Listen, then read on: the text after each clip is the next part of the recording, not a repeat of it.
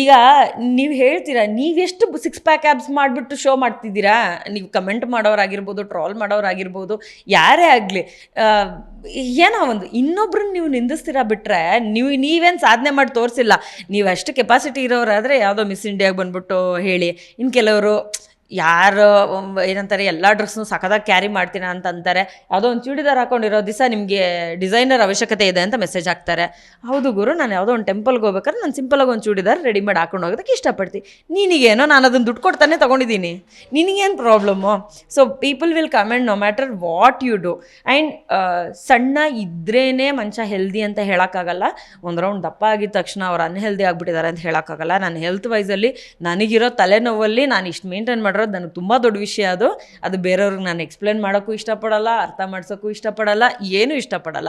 ನನಗೆ ಸಾಧ್ಯ ಆದಾಗ ನಾನು ಖಂಡಿತವಾಗ್ಲೂ ಎಕ್ಸಸೈಸ್ ಮಾಡೋಂಥ ಪ್ರಯತ್ನ ಮಾಡ್ತಾಯಿದ್ದೀನಿ. ನನಗೆ ಸಾಧ್ಯ ಆದಷ್ಟು ಜಂಕ್ ಫುಡ್ ತಿಂದೇ ಇರೋದಕ್ಕೆ ಟ್ರೈ ಮಾಡ್ತಾಯಿದ್ದೀನಿ. ಆ್ಯಂಡ್ ಇವಾಗ ನಾನು ನಾನ್ ವೆಜ್ ಕೂಡ ಬಿಟ್ಟಿದ್ದೀನಿ. ತುಂಬ ಜನ ಹೇಳ್ತಾರೆ, ನಾನ್ ವೆಜ್ ತಿನ್ನೋದ್ರಿಂದ ನೀನು ದಪ್ಪ ಆಗ್ತಿದೆಯಾ ಹಂಗೆ ಹಿಂಗೆ ಅಂತ.